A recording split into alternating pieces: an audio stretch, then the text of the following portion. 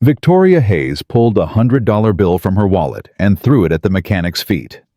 "Take it," she said loud enough for the whole hangar to hear. "Take it and walk out that door before you embarrass yourself in front of people who actually matter." Ethan Walker didn't flinch. He didn't bend down. He looked at the $90 million jet that hadn't started in 11 hours, then back at the woman who'd just insulted him in front of 40 people. "Ma'am," he said quietly, "that jet isn't broken. Somebody broke it on purpose." The hangar went dead silent, because not one person in that room, not Victoria, not her engineers, not the investors watching from the mezzanine, had any idea that the tired man they were all laughing at was about to expose the biggest betrayal of Victoria Hayes's entire life. Before we go any further, do me a favor. Drop a comment and tell me what city you're watching from so I can see how far this story has traveled tonight. And if you believe a man's worth was never meant to be measured by the grease on his hands or the clothes on his back, hit that subscribe button and stay with me all the way to the end. Because what this single father is about to uncover will bring a billion-dollar company to its knees. Now, let's begin. The clock on the hangar wall read 4:47 in the morning, and Victoria Hayes had not slept. She stood at the center of the maintenance floor in a charcoal suit that cost more than most of the men around her earned in a month, and she stared at the aircraft that was ruining her. "Somebody tell me it's fixed," she said. "Somebody in this building tell me the Meridian is going to start." Nobody answered. That was the problem. For 11 hours, nobody had been able to answer that question, and Victoria Hayes was not a woman accustomed to silence when she asked for something. "Daniel," she said. "Daniel, where is he? Get him out here." A tall man in a spotless engineering coat crossed the floor toward her. Daniel Brooks had the kind of calm face that made people trust him instantly, and he'd been her chief engineer for 9 years. He put a hand on her shoulder, the way a doctor touches a patient before delivering bad news. "Victoria, we're doing everything humanly possible. Everything humanly possible got us a dead airplane, Daniel." She shrugged his hand off. "I have the Kessler Group flying in from Zurich at 9. 9. That's 4 hours. They're signing a contract to buy 12 of these aircraft, and the demonstration model, the one they're supposed to walk onto and feel safe on, won't turn over. We think it's the primary electrical bus. You thought it was the fuel controller 3 hours ago. Before that, you thought it was the software. I'm not paying you to think, Daniel, I'm paying you to know. These systems are the most advanced in the world. Sometimes, don't." She held up one finger. "Don't tell me about the most advanced systems in the world. I built this company from a rented office and one used turboprop. Do not lecture me on aviation." Daniel closed his mouth. Around them, the engineering team pretended not to listen. 12 of the best-paid aerospace engineers in North America, and every one of them was suddenly very interested in their own clipboards. Victoria noticed. She noticed everything. "Where's Marcus?" she said. "Marcus signed off on this aircraft's readiness Tuesday. I want Marcus." "Marcus went home at midnight," Daniel said. "Family emergency." "Convenient." Victoria pressed 2 fingers against her temple. She could feel the headache building behind her eyes, the specific pain that came from too much coffee and not enough good news. 11 hours, $100 million in R&D, the best team money can buy. And I've got an airplane that won't do what my daughter's toy helicopter does. She looked up at the mezzanine. Behind the glass, 3 of her board members watched, arms folded, saying nothing. That was worse than yelling. When the board went quiet, the board was already making phone calls. "Everybody keep working," she said. "Nobody sleeps until it starts."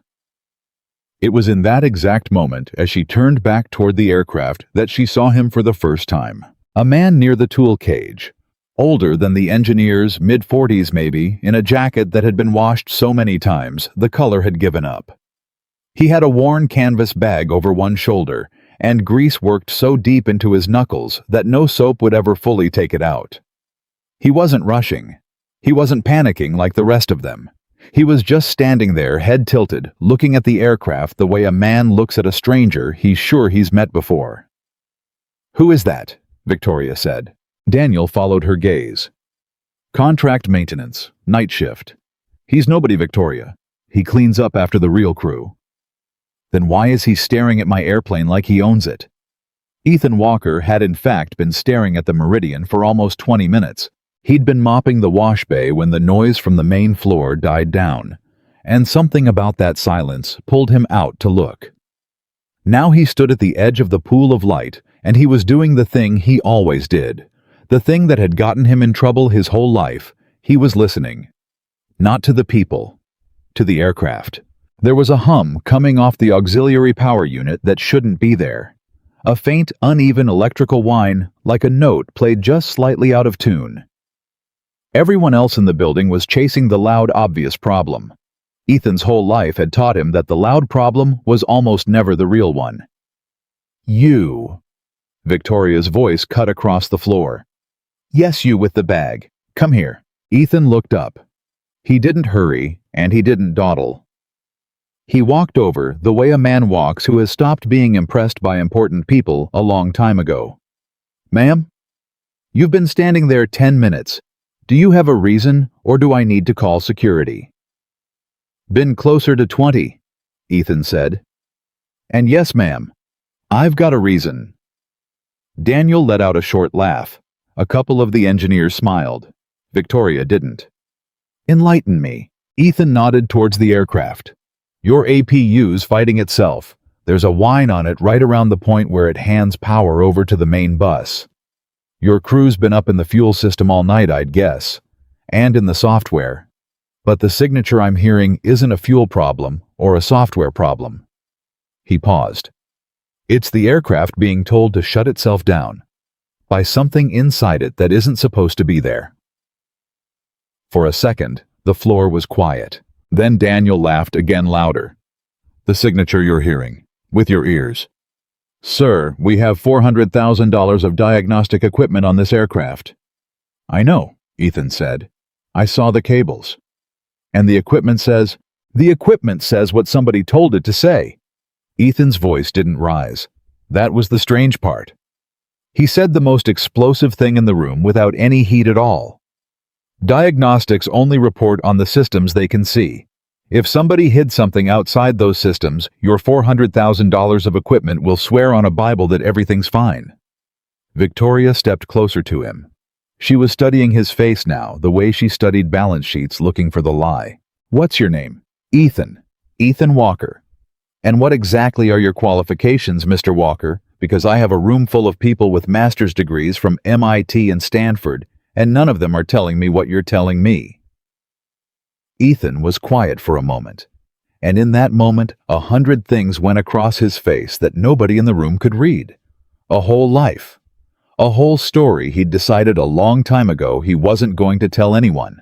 My qualification, he said finally, is that I know what a healthy airplane sounds like, and this one's scared. Daniel snorted.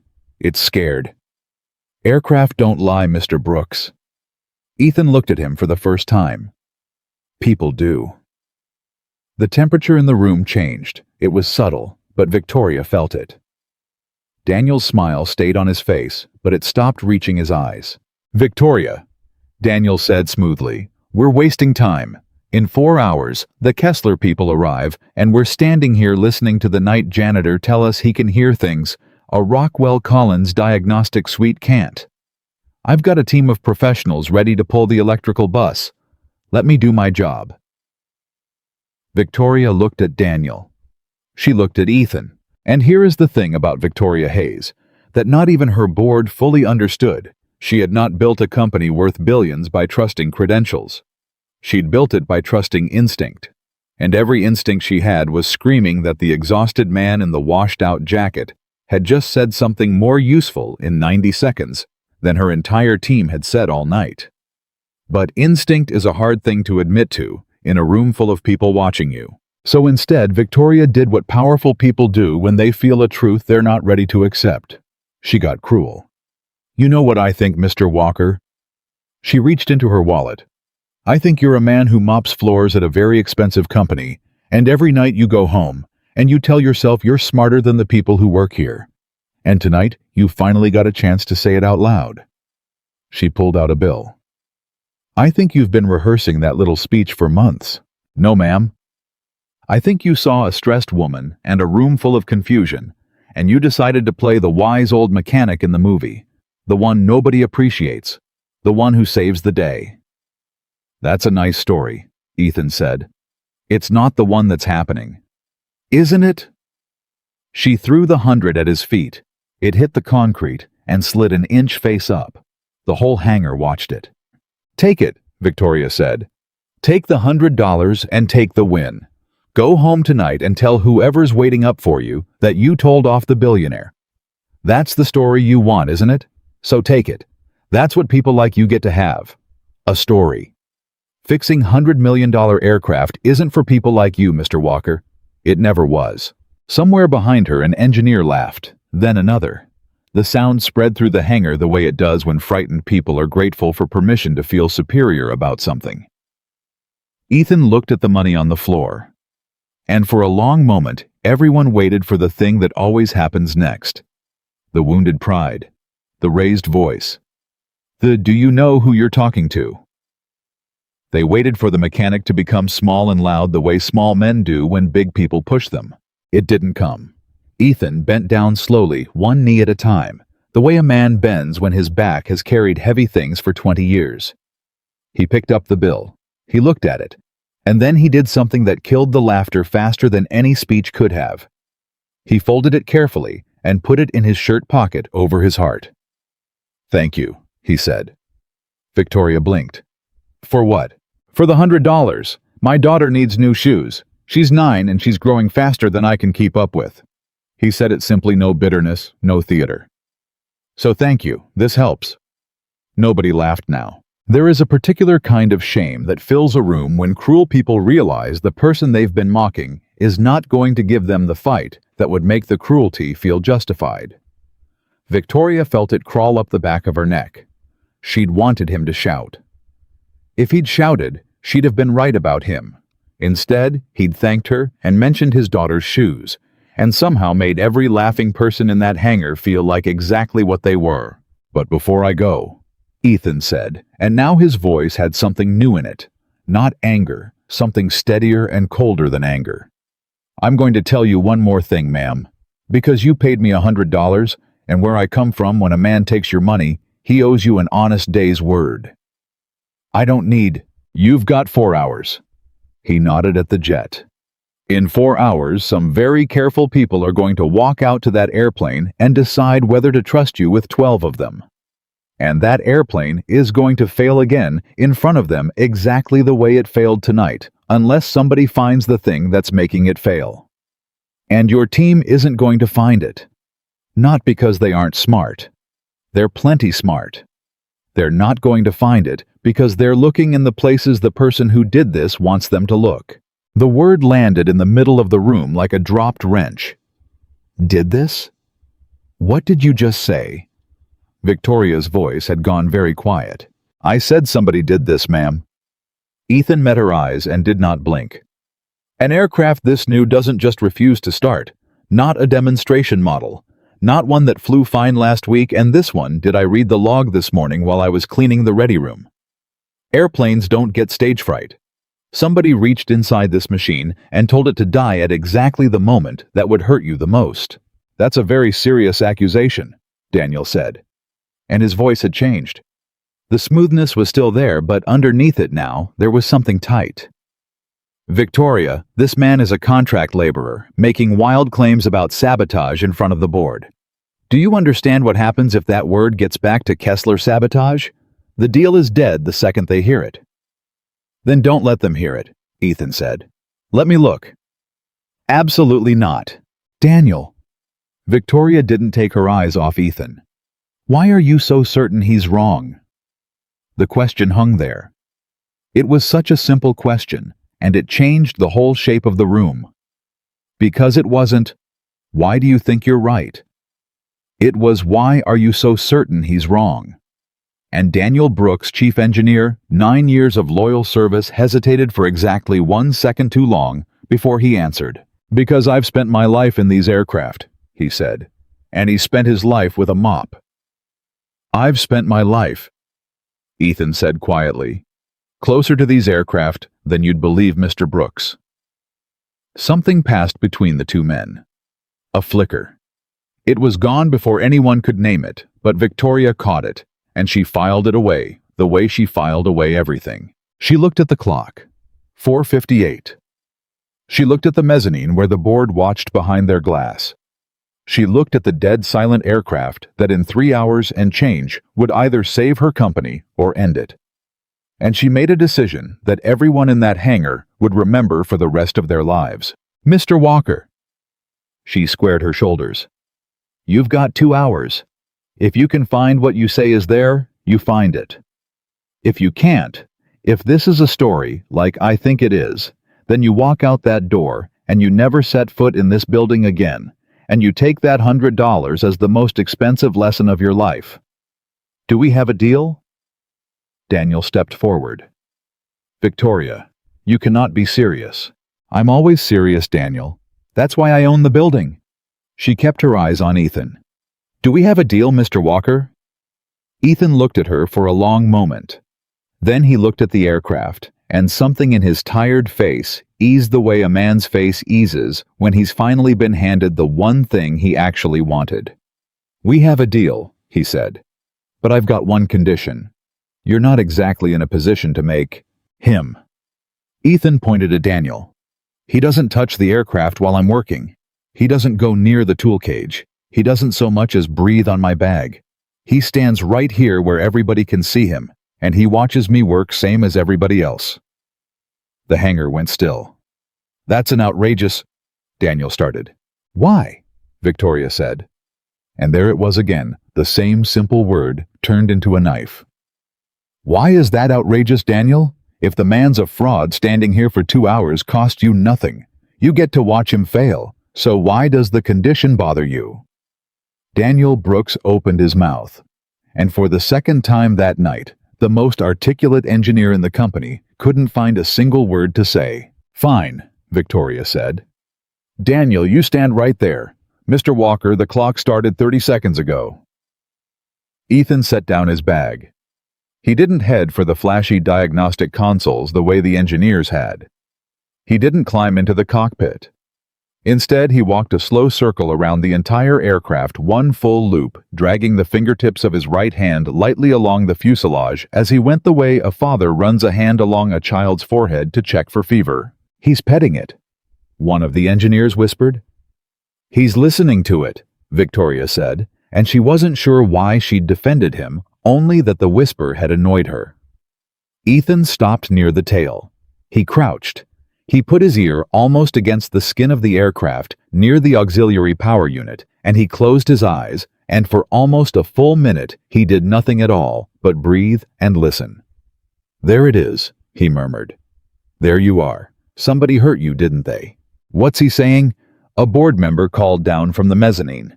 Nobody answered because everybody was watching Ethan's hands now. They'd changed.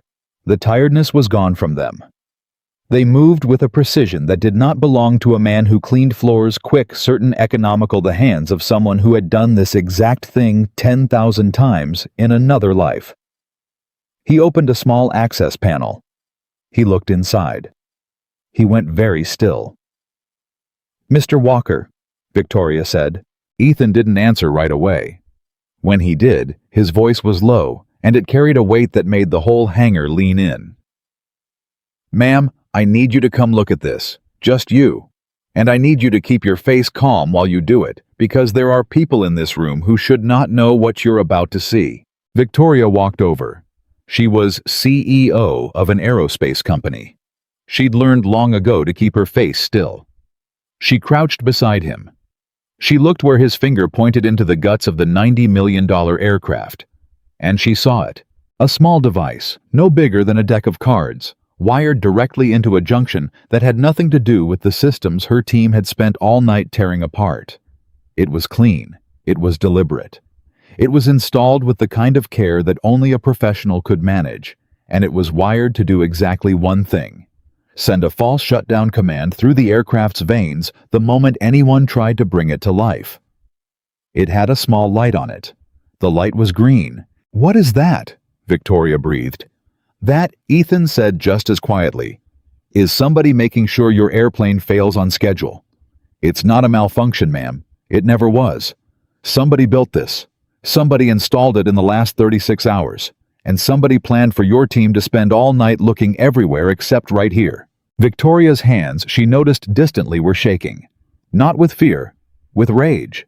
The specific white-hot rage of a person who has just learned that the crisis destroying them was not an accident, but a decision one made by someone who walked their halls and shook their hand and drew a salary from their name. Who? She said. It wasn't a question. It was the beginning of a war. I don't know yet, Ethan said. But I know how to find out. This little box keeps a record everything it does and when. And that record's going to have a fingerprint on it. Not a real fingerprint. A digital one. A time. And that time is going to tell us exactly who was standing next to your aircraft when nobody else was around. He paused. But ma'am, I have to be honest with you. The second I pull this thing, whoever installed it is going to know it's been found. And a person who'd do this, a person this careful, they'll already have a plan for when they get caught.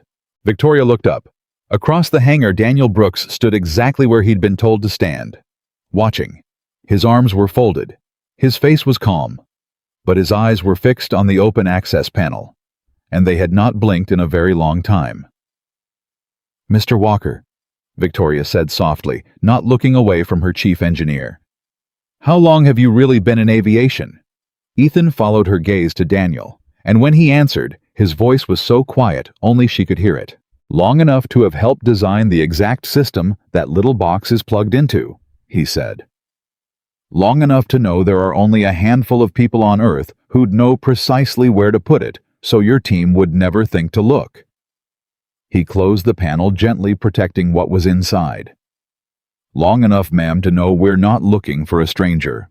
We're looking for somebody who knows this aircraft almost as well as I do. And on the far side of the hangar, as the first gray light of morning began to press against the high windows, Daniel Brooks slowly unfolded his arms and reached very casually for the phone in his pocket. The phone never made it to Daniel's ear. Daniel. Victoria's voice cut clean across the hangar, calm as still water, and that calm was more frightening than any scream. Put the phone away. Daniel's hand froze halfway to his face. I'm just checking the time, the Kessler flight. There's a clock on the wall the size of a dinner plate. Put it away. For one heartbeat, nobody moved. Then Daniel smiled the smooth smile again and slid the phone back into his coat pocket, and the whole room breathed because they didn't know what they had just watched.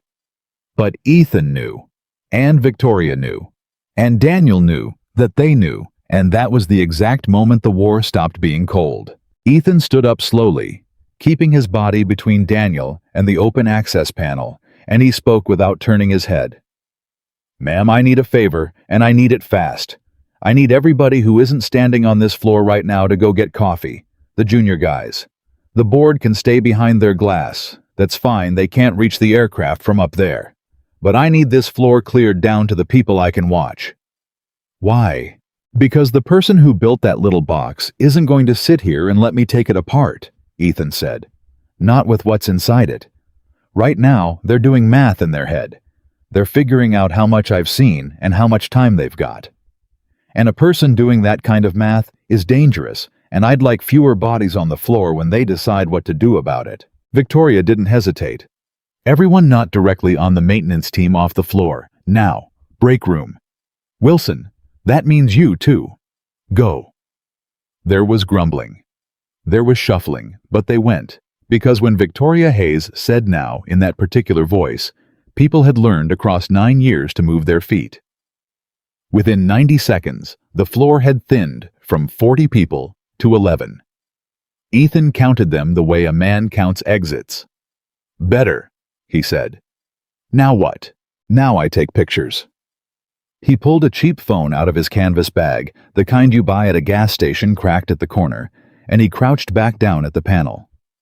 Before I touch anything, I document everything. Where it sits, how it's wired, which junction it's spliced into. Because, ma'am, I promise you, when this goes where it's going to go, and it's going to go somewhere with lawyers in it, the first thing they'll say is that I planted it. So I want 100 pictures with timestamps before my fingers ever touch that box. That was when it truly hit Victoria all at once in the gut. Not the sabotage. The other thing. You said lawyers. I did. You think this ends in a courtroom? Ethan looked up at her. Ma'am, somebody just tried to blow up a $2 billion deal by making your flagship aircraft fail in front of your buyers. That's not an angry employee keying your car. That's a person who wanted to destroy this company, or wanted to buy it cheap after the stock cratered, or wanted your job, or all three. This doesn't end with a firing. It ends with the FBI. I just want you standing on the right side of it when it does. Victoria felt the floor tilt under her, and it had nothing to do with the concrete. 6:02 in the morning. 2 hours and 58 minutes until Zurich landed. Take your pictures, she said. Fast. Ethan's hands moved. The gas station phone clicked, and Victoria watched him work and understood with a slow, crawling certainty that Daniel had been catastrophically wrong about this man. Whatever Ethan Walker did with his nights, he had not learned these hands mopping floors. She'd stood beside enough master engineers to know the difference between a man performing competence and a man who simply had it in his bones. Ethan had it in his bones. Daniel, she said without turning. Come here. Daniel crossed the floor. His shoes clicked on the concrete, unhurried, a man with nothing to hide walking toward his boss. He stopped 6 feet away and looked down at the open panel with an expression of professional curiosity. That's not a factory component, Daniel said. No, Ethan said. It's not. May I? Daniel took a step forward, hand extending. No, Ethan said, and he didn't raise his voice, and he didn't stand up, but something in the single flat syllable stopped Daniel like a wall. You may not. You stay right there, Mr. Brooks. You can look with your eyes. Your hands stay in your pockets. Daniel's smile thinned. You don't have the authority to give me orders on my own maintenance floor. He does now, Victoria said. I gave it to him. So put your hands in your pockets, Daniel, and let the man work. And there it was again, that flicker, that half second, where the mask slipped and something ugly and cornered looked out through Daniel Brooks's calm eyes before the calm came back down over it like a curtain. Victoria caught it. She was watching for it now. Victoria. Daniel's voice dropped, became warm, became the voice of a friend. Can I speak to you for a second? Privately, as someone who's had your back for 9 years, anything you want to say, you can say right here. All right. He glanced at Ethan, then back at her, and lowered his voice anyway, though everyone could hear him. You're exhausted. You've been up all night. And I understand why a man walking in here and telling you it's sabotage feels better than the truth, which is that a very complicated aircraft has a very complicated failure. But think about what you're doing. You've handed a random contract mechanic the run of $100 million prototype in front of the board 3 hours before the most important signing of your life. If this goes wrong, if he damages that aircraft, if he pulls the wrong wire, you won't have a failed demonstration. You'll have a wreck. And it'll be because you trusted a stranger over the team that's bled for you for a decade. It was, Victoria had to admit, a very good speech. Reasonable, loyal, frightened for her in exactly the way a friend should be frightened. 6 months ago, it would have worked. That's a good point, Daniel, she said. Here's mine. 30 seconds ago, that man told you to keep your hands in your pockets, and your first reaction wasn't fear that he'd damage the aircraft. It was fear that he wouldn't let you touch it. Why would a chief engineer who wants this fixed more than anyone be desperate to get his hands on a device he's never seen before? The silence that followed had a texture to it. You could have leaned against it. That is an insane thing to say to me, Daniel said quietly. Is it 6:09? The green light on the little box blinked steady as a pulse. Got it, Ethan said. He sat back on his heels, phone full of photographs, and let out a breath. Okay, documented. Now I'm going to tell you all what this thing is in plain words, because I think everybody standing here has earned plain words." He looked around at the ring of faces, the exhausted engineers, the CEO, the chief engineer with his hands now jammed into his coat pockets. "This is a signal injector. Somebody built it to splice into the aircraft's internal data lines and wait. And when the start sequence runs, it wakes up and it sends one message down the wire over and over. It tells the aircraft that a critical safety fault has occurred. So the aircraft, being a good, smart, safe machine, does exactly what it's built to do. It refuses to start, because it thinks it's protecting the people inside it." "My God," one of the engineers whispered. "It gets worse," Ethan said. "This little box is careful. It only fires during a start attempt. The rest of the time it goes dark and quiet and it wipes its own tracks. That's why your diagnostics came back clean between attempts. You'd run the test, it'd pass, you'd try to start, it'd fail, over and over, all night." He looked at the ring of engineers with something that was almost gentleness. "You weren't crazy. You weren't incompetent. You were being played, every single one of you, by somebody who knew exactly how each of you would think and set a trap for it." Victoria watched the faces of her engineers change as the meaning landed. All night they'd been made to feel stupid, made to doubt themselves, made to fail in front of their boss and the board. And now a stranger in a washed-out jacket had just handed them back their dignity in a single sentence: "You weren't crazy," and one of the younger ones, a kid maybe 26, actually put a hand over his mouth. "Who would know all that?" the kid said. "Who would know how each of us thinks?" "Somebody who works with you," Ethan said. "Every day." He let that sit. 6:14. "I want it off my aircraft," Victoria said. "Now. I can do that," Ethan said. "But ma'am, I want to say one more time, the second I pull it, the game changes. Right now, whoever did this thinks maybe they've still got a chance. Maybe I don't understand what I'm looking at. Maybe I'll pull the wrong thing and make it worse. The moment I get it clean, and it's in my hand, that hope's gone. And a cornered person does the thing they've been holding in reserve." He looked at Victoria very steadily.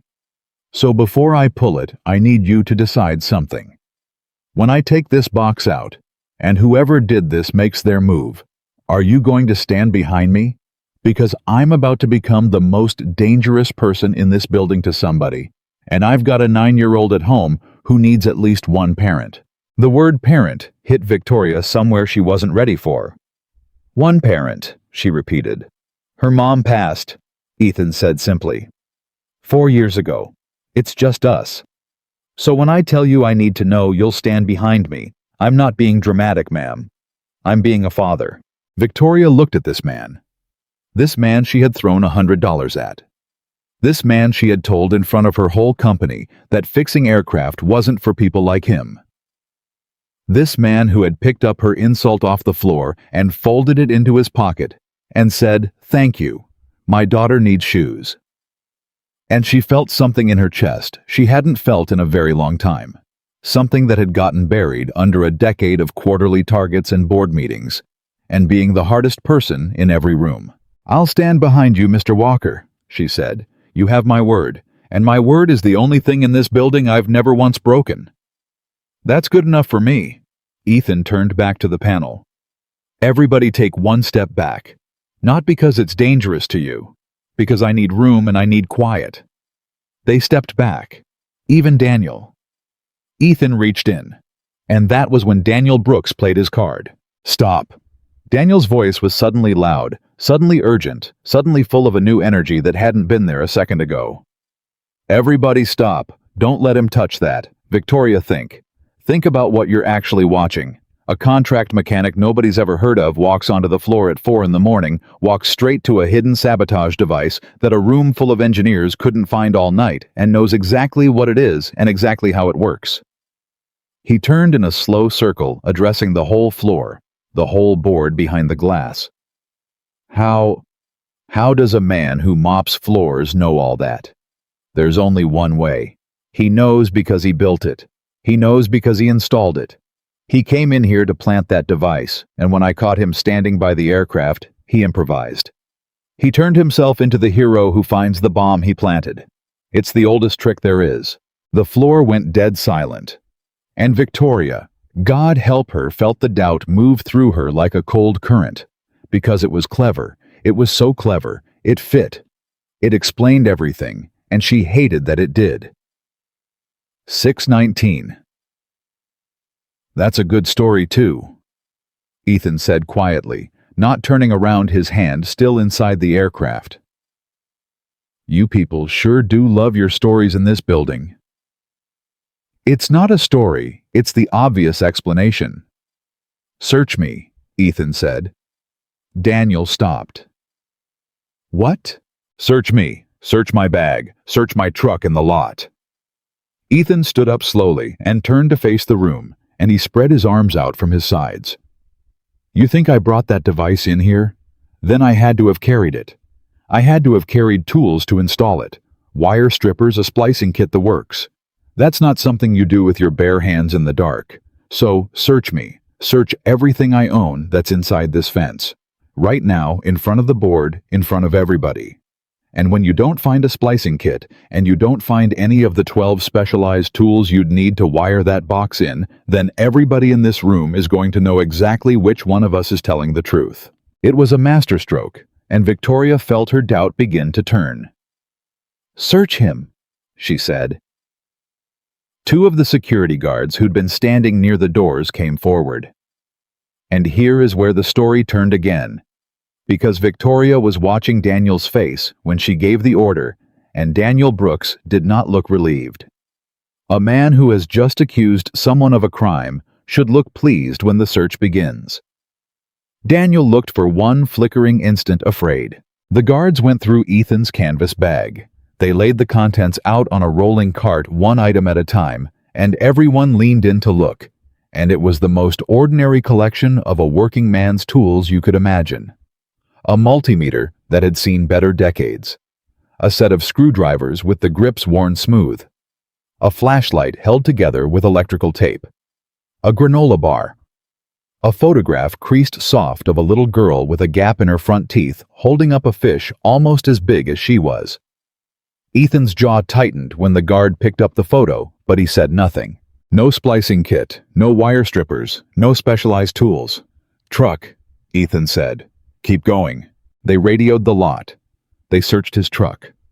626, 631, 634. The radio crackled back. Nothing. A booster seat, a spare tire, a case of bottled water.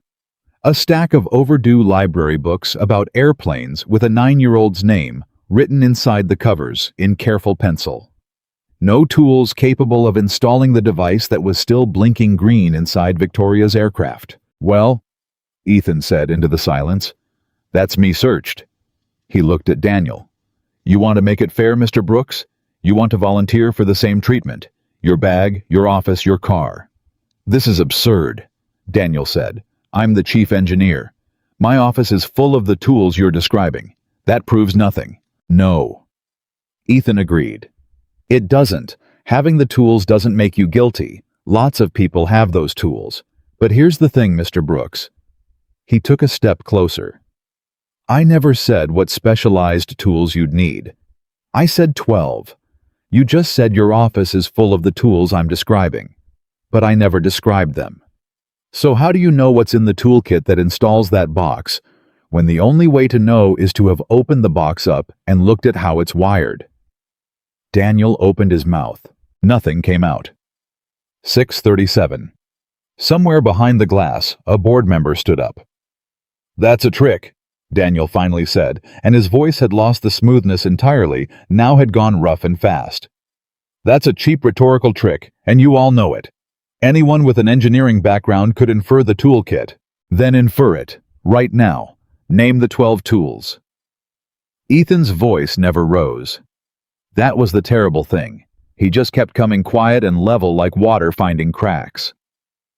You said your office is full of them, so you know them. Name them, Daniel. Name the 12 and I'll apologize to you in front of this whole company and take my $100 and go home. The silence stretched. 5 seconds. 10. Daniel Brooks, the most articulate man in the building, The man who could talk a hostile board into a stock split stood with his mouth slightly open and named nothing at all. And Victoria Hayes understood that she was looking at a guilty man. The realization didn't come with anger, not yet. It came with grief, because Daniel had sat at her kitchen table. Daniel had helped her carry her father's casket. Daniel had stood up at her 50th birthday and given a toast that made her cry. 9 years. And he had wired a bomb into her dream and let her twist all night and let his own team feel like failures and would have let her walk into that meeting and lose everything, all of it, so that he could what? She didn't even know why yet. That was the part that would keep her up for weeks. She didn't know why. "Daniel," she said, and her voice cracked on the single word, and she hated that it cracked.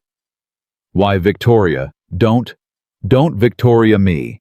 I've heard you say my name 10,000 times, and I want you to know that I will never again in my life be able to hear it without hearing this moment." She was shaking. "Why? You have this completely wrong." "Then explain it right." She spread her hands. "You've got the floor. Everyone's listening. Explain to me how a stranger knew there was a device in my aircraft that your entire team missed. Explain to me why you begged to touch it. Explain to me why you knew what tools it took to install. Explain it. Daniel and I will fall on my knees and thank God I was wrong. Please, please be able to explain it." And Daniel Brooks looked at her, and Victoria watched the exact moment he decided not to try. 6:41. "You want to know why," Daniel said, and his whole face changed. The warmth was gone. The loyalty was gone. What was left was something cold and old, and full of a resentment so deep it must have been growing in him for years right under her nose, while she called him her friend. "Fine. You want to know why? Because I built half of this company, Victoria. Half. And you put your name on all of it. Every aircraft on this floor has my fingerprints in its bones, and your name on its tail. I made you what you are, and you never once said it out loud. Not once in 9 years did you stand up and say this was Daniel's too. You let them all think you were a genius who did it alone. That is not Bob Buyer," Ethan said suddenly quietly. Everyone looked at him. "He said it a minute ago and I let it go, but I shouldn't have. He said this was going to tank the stock." Ethan's eyes stayed on Daniel. "You didn't do this out of hurt feelings, Mr. Brooks. Hurt feelings don't build a signal injector. Somebody's paying you. Or somebody's going to buy this company for pennies the second that Zurich deal collapses and the stock falls off a cliff and you've got a piece of it waiting on the other side. This wasn't revenge. This was a transaction. The speech about credit is just the story you tell yourself so you can sleep." Daniel's head snapped toward Ethan, and the look on his face was pure hatred now, and something else underneath the hatred, something that looked a great deal like fear of being seen all the way through. "Who are you?" Daniel breathed. "Who the hell are you really? Because you're right, and there is no way on this earth a contract mechanic is right about that." And the whole hangar held its breath because it was the question every single one of them had been circling for 2 hours. Who was Ethan Walker really? Ethan didn't answer. Instead, he turned to Victoria. "Ma'am, we don't have time for the rest of this. It's 6:43. Zurich lands at 9, they'll be at the gate by 9:40, and right now, your flagship aircraft has a bomb in it, and a confessed saboteur standing on the floor, and neither of those problems fixes itself with a conversation. I need decisions from you fast, and I need them in the right order. Tell me. 1. Security takes Mr. Brooks somewhere he can't touch a phone, a computer, or another human being, and they do it now before he warns whoever's on the other end of this. 2. You call the FBI field office, not the local police, the FBI, because this is federal. The second you say the word aircraft and sabotage in the same breath, and you want them here before the buyer's not after. 3. You let me pull that device clean documented, so it becomes evidence instead of a bomb." He took a breath. "And 4, the hard one. You decide whether you're still trying to save this deal, or whether you're trying to save this company, because after this morning, those might not be the same thing." Victoria stared at him. "How do you know to do all this in the right order? You're a mechanic." "Ma'am," Ethan said, "I keep telling you I wasn't always." 6:44. And in the pause that followed, Daniel Brooks made his move. He didn't run for the door. That was what the guards were braced for, and he was too smart for that. Instead, he lunged sideways toward the aircraft, toward the open access panel, toward the little green blinking box, with his hand out, and his fingers spread, and Victoria understood in a flash of horror what he was doing. He wasn't trying to escape. He was trying to destroy the evidence. One yank, one wrong wire pulled, and the box would be scrambled. Its record gone, and it would be Ethan's word against his, the mechanic against the chief engineer, and suddenly the story where the janitor planted the bomb might live again. He almost made it, but Ethan Walker was already moving. Had been moving. Victoria realized later, since the second Daniel's weight shifted, because Ethan had been watching Daniel's feet the whole time, the way he'd counted the exits, and Ethan got his body between Daniel and the panel and took the full force of the lunge in his shoulder, and the two men went down hard onto the concrete in a tangle, and the whole hangar erupted. "Guards!" Victoria screamed. "Get him off! Get him!" They were on Daniel in a second, two of them hauling him up and back. And Daniel was shouting now, all the calm finally gone, shouting something that made no sense, and then something that made too much sense. "You don't understand what you're doing. There are people involved in this. You do not want to make enemies of Victoria. You pull that box, and you are signing a war. You cannot win. Let it go. For God's sake, let it go, and I'll make the aircraft start." And everybody walks away. Rich. Do you hear me? Everybody walks away rich. Ethan got to his feet slowly. One hand pressed to his shoulder where it had hit the floor, and he looked down at the man being dragged backward across the concrete. And for the first time all morning, there was something on his face that wasn't calm. It was sorrow. "There it is," Ethan said quietly. "There's the confession, in front of the board, in front of everybody." He looked up at the glass mezzanine, where 4 board members now stood pressed against the window, having heard every word. "You all got that? He just offered to make it start. A man can only offer to fix what he broke." 6:47. "Get him out of here," Victoria said. Her voice had gone to iron. "Separate room. No phone. 2 guards on him at all times. And somebody get me the FBI field office in Seattle on the line right now."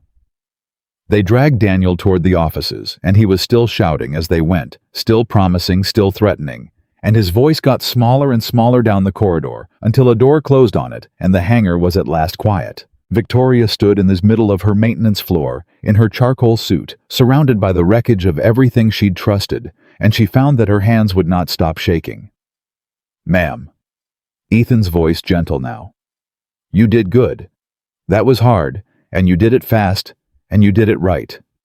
Not everybody can turn on somebody they love in real time. Most people freeze. You didn't freeze. You? I threw $100 at you," Victoria said. She didn't know why that was the thing that came out, but it came out of her like something dislodged. "2 hours ago, I threw money at your feet and told my whole company you weren't good enough to touch my airplane. And you're the only person in this building who didn't lie to me. The only one." She looked at him, and her eyes were bright. "I don't even know how to hold both of those things at once." "You don't have to hold them right now," Ethan said. "Right now you've got a flight from Zurich in the air and a box to pull. You can hate yourself on a full schedule later. Trust me, I'm an expert at it."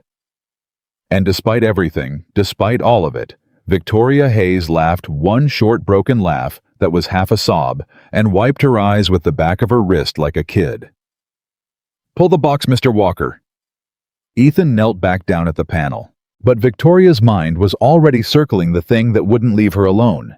The thing Daniel had shouted, the thing that had turned her blood cold. "There are people involved in this. You do not want to make enemies of. Not a person. People." This was bigger than one bitter engineer. Somebody had funded him. Somebody was waiting for that stock to fall.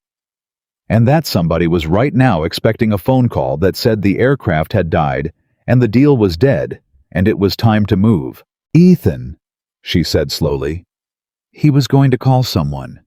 When I stopped him with the phone, he wasn't checking the time." No, Ethan said, working carefully at the wiring, not looking up.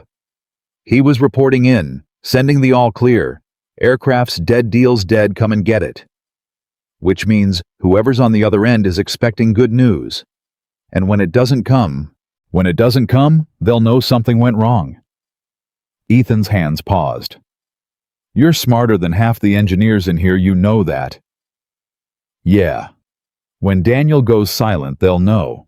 And the smart move for them is to move fast before you can react. They'll try to reach him. And when they can't reach him either, they'll assume the worst, and they'll do damage control on their end. He resumed working, which is why the FBI needs to be here yesterday.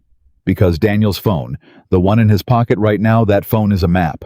Every call, every text, every number. That phone tells us who's really behind this. And I promise you, ma'am, it isn't the man they just dragged down the hallway. He's the fist. Somebody else is the hand. 6:52. The phone in the office rang through to the Seattle field office. Victoria gave her name, gave her company's name, and said the words, aircraft sabotage and demonstration flight for foreign buyers in 1 hour. And the person on the other end stopped being bored very quickly. Agents were coming. 20 minutes, maybe less.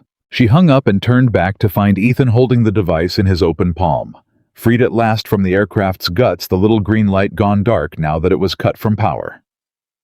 That's it, she said. That's the thing that almost ended me. That's it. Ethan turned it over gently.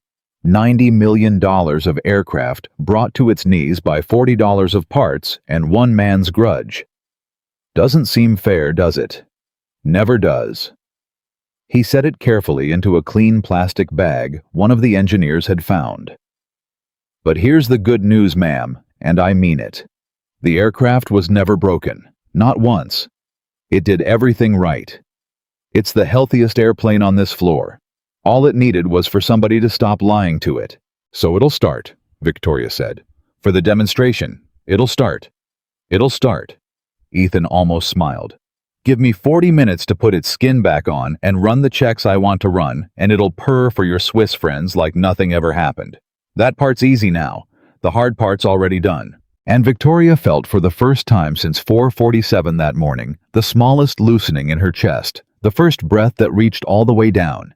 And she almost let herself believe it was over, the worst of it, that all that was left was to bolt a panel closed and shake some Swiss hands and let the FBI clean up the rest. She should have known better, because at 6:58 one of the guards came back down the hall at a dead run, and his face was the wrong color, and he said the words that turned the whole morning inside out. Ms. Hayes, we've got a problem. Brooks is secured. He's fine. That's not it. The guard swallowed. It's the surveillance office. We went to pull the hangar footage for the FBI, like you said. The cameras that cover this floor. The overnight recordings. He stopped and made himself say it. They're gone. All of it. Everything from midnight to now. Somebody wiped it. Somebody who knew the system, who had the passwords, wiped every second of last night off the servers before we even knew to look. There's no footage of anybody installing anything. There's no footage of Brooks doing anything. As far as those cameras are concerned, last night never happened. The floor went silent, and Victoria understood with a sick lurch exactly what it meant. She had a device in a bag and a confession heard by the board, yes. But Daniel had a lawyer's answer for both. The device, she planted it. The confession, I was under duress, coerced, terrified, say anything to end it. And the one thing that could have nailed the whole story down. The cold, hard footage of a man installing a bomb in the dark was gone, erased by someone who'd planned for this exact moment, who'd thought further ahead than any of them. He had a partner in this building, Victoria said. Her voice was very quiet. Someone with system access, someone who's still here, right now, on this floor, or was an hour ago. Yes, ma'am, the guard said. And Ethan Walker stood slowly, the bag device in his hand, and looked around the hangar at the ring of exhausted, frightened faces, his own team. The engineers he'd defended, the people he'd said weren't crazy, weren't stupid, were only played, and the terrible new thought settled over all of them at once, like a cold front rolling in. One of them had done it. One of them had stood on this floor all night, pretending to fail, pretending to search, wiping the cameras clean while everyone's back was turned. One of the faces looking back at Ethan right now had been lying the entire time. "Ma'am," Ethan said very softly, so only the closest few could hear. "Nobody leaves this floor. Not one person. Not to use the bathroom, not to get coffee, not for anything. Because we just learned that Daniel wasn't working alone, and the person who helped him is still standing in this room with us, watching us figure it out." Victoria looked around at the faces of the people she had trusted, and found she could no longer tell which of them was her friend, and which of them wanted her destroyed, and the clock on the wall clicked over to 6:59, and Zurich was in the air, and somewhere in that silent hangar, one person's heart was beating very, very fast. Nobody moved. 11 people stood frozen on the maintenance floor, and every one of them was suddenly aware of the person standing next to them, and the arithmetic ran through all of them at once. One of us. One of us wiped the cameras. One of us has been lying since midnight. Ms. Hayes, one of the engineers, said a heavy-set man named Reyes with 30 years on the floor, and his voice was unsteady. "You can't we've all been here all night. We've all been busting our backs on this thing. You can't stand there and look at us like—" "I'm not looking at anyone like anything, Reyes," Victoria said. "I'm asking every person on this floor to stay exactly where they are while the FBI drives here. That's all. Nobody's accused of anything. Nobody's leaving either." "That's the same thing and you know it." "Then it's the same thing," Ethan said quietly, and Reyes turned to look at him. "Sir, I hear you. You've given this company 30 years, and now a stranger standing here telling you nobody moves. That's an insult, and I'm sorry for it. But I want you to think about something. Whoever wiped those cameras did it to protect themselves, and a person who'll erase the truth to protect themselves is a person who'll do worse when they get cornered. So the person on this floor I'm most worried about right now isn't you. It's whoever's hoping we all just go get coffee and give them 5 minutes alone with a computer." Reyes held Ethan's stare for a long moment. Then slowly he folded his arms and planted his feet, and the meaning was clear. He wasn't going anywhere. And something about the biggest man on the floor choosing to stand still made it easier for the others, and one by one they settled, and the panic that had been about to break loose eased back down. 7:02. "Good," Ethan said. "Now, while we wait for the Bureau, I'm going to keep working because that aircraft still has to start in 2 hours, no matter who did what. And while I work, I'm going to think out loud, and I'd like everybody to listen, because the answer to who helped Daniel is already in this room. We just have to be smart enough to see it." "How can you possibly know that?" a younger engineer asked. Petrov, mid-30s sharp, the one who'd covered his mouth earlier. "Because of the cameras." Ethan knelt back at the panel and began methodically to reconnect the wiring Daniel had tried to tear loose. "Think about it. The device I pulled, that's careful work, but it's remote work. You install it, you walk away, you're never on the floor again. Daniel could have done that himself days ago in 10 quiet minutes. That part needed one person. But wiping the cameras, that's different. That takes system access passwords, and it had to happen after last night's failures started, because up until midnight, everything looked normal, and there was no reason to wipe anything. Somebody made the decision to erase the footage sometime between when I walked out onto this floor and right now. Which means the second person made their move in the last 3 hours. While we were all standing here, the floor went quiet as that sank in. So one of us walked off the floor at some point tonight, Petrov said slowly. Long enough to get to the surveillance office and wipe the servers. Now you're thinking like me, Ethan said. And here's the good news. People remember things like that. So I'm going to ask a simple question, and I want honest answers, because the FBI is going to ask the same question in 20 minutes, and it'll go a lot worse then. He didn't stop working. Between midnight and now, who left this floor even for a few minutes, even for a good reason? Silence. Then reluctantly, Reyes spoke. I went to the head around 1. Was gone maybe 5 minutes. Okay. Anybody see him go? See him come back?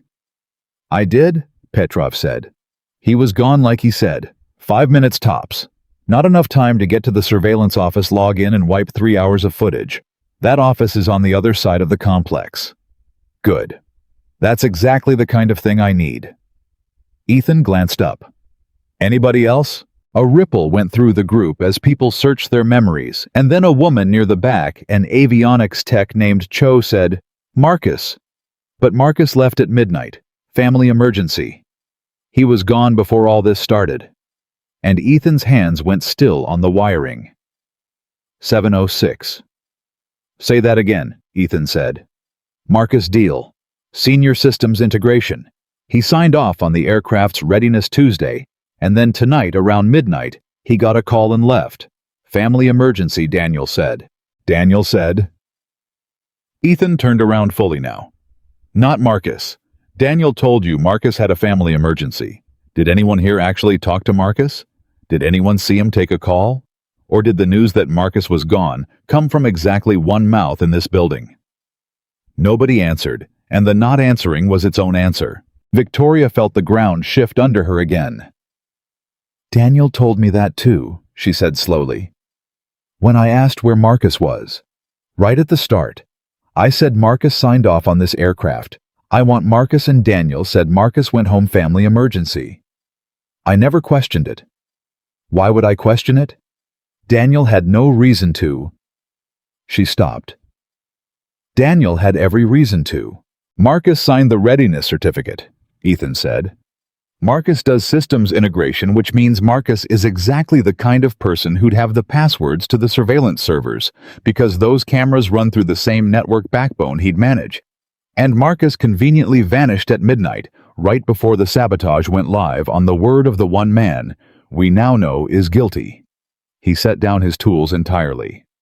"Ma'am, I don't think Marcus had a family emergency. I think Marcus is either running, or Marcus is in trouble, or Marcus is the second man, and Daniel gave him a cover story, so nobody would go looking for him tonight. Or," Petrov said quietly, and the word dropped into the room like a stone. "Marcus wiped the cameras before he left, at midnight, and the family emergency is the story that explains why he's not here to answer for it." Ethan pointed at him. That's the one, because it solves the timing problem. The cameras didn't have to be wiped in the last 3 hours if they were set to wipe on a timer, or wiped, and then the system left running clean. Marcus had system access. Marcus could have wiped the overnight recordings and walked out the door at midnight, and the servers would just sit there empty while the rest of us tore our hair out down here. He looked at Victoria. Which means the second man isn't standing on this floor at all. He left 7 hours ago with a head start, and he's the one holding the passwords, the access logs, and God knows what else. He's the dangerous one. Daniel's just the guy who got caught. 7:10. And Victoria felt the whole shape of the thing change again. Felt it get bigger and colder, because she'd been braced to find a traitor in the room, and instead, the traitor had walked out the front gate while she slept, standing up. "I need Marcus Deal's home address," she said, turning to the group. "I need his phone number. I need to know if he's answering. And I need it before the FBI gets here, because if that man is running, every minute counts. On it." Cho said, already moving toward a terminal, and then she stopped and turned back, and her face had changed. "Ms. Hayes, the terminals. If Marcus had system access and he wiped the cameras, how do we know that's all he wiped? How do we know he didn't leave something behind, a back door, a way back in?" The floor went cold all over again. "She's right," Ethan said grimly. "A man careful enough to build that box and set up a cover story doesn't just erase the past. He protects the future. If Marcus has a way back into your network, then right now, wherever he is, he could be watching us. Reading your emails, listening even. And the second he realizes Daniel's blown and the box is out, he'll do the same thing he did to the cameras. He'll start burning everything that points to him." Ethan stood. "Ma'am, you need to lock this network down. Now. Every password, every access point, everything Marcus could have touched. Before he does to your data what he did to your cameras." "I don't have anyone who can do that," Victoria said. "Marcus is who I'd call to do that. He was my systems person. Then you've got a fox guarding the hen house, and the fox just left the state." Ethan ran a hand down his face, and for the first time all morning, he looked genuinely worried.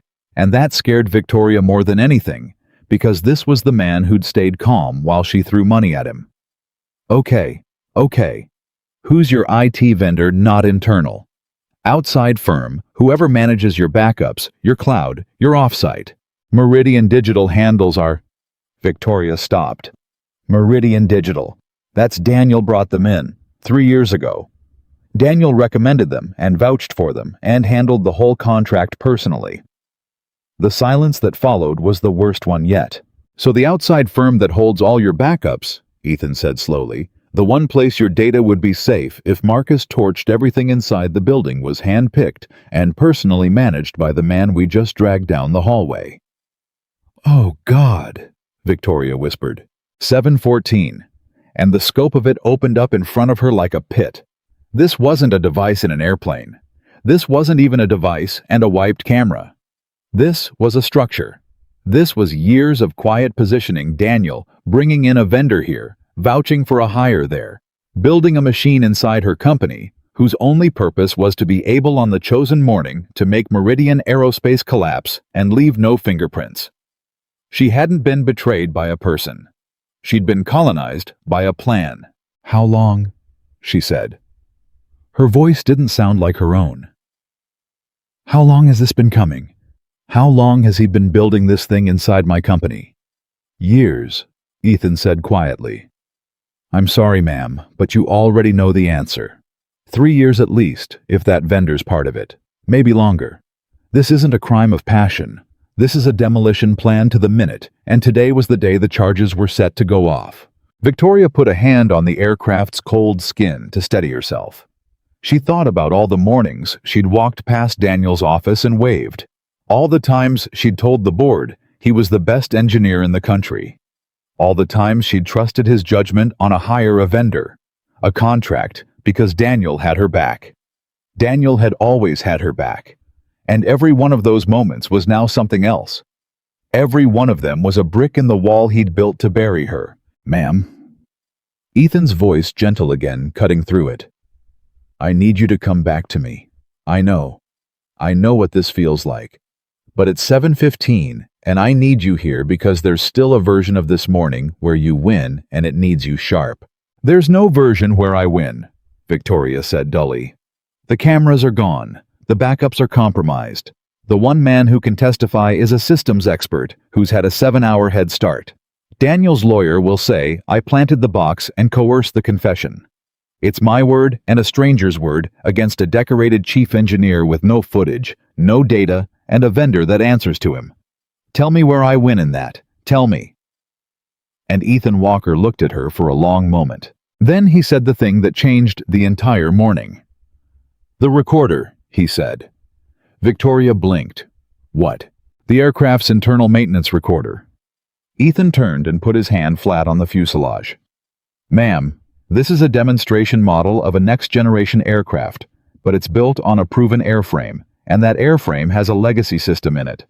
A crash-survivable maintenance data recorder. It's not the flight recorder.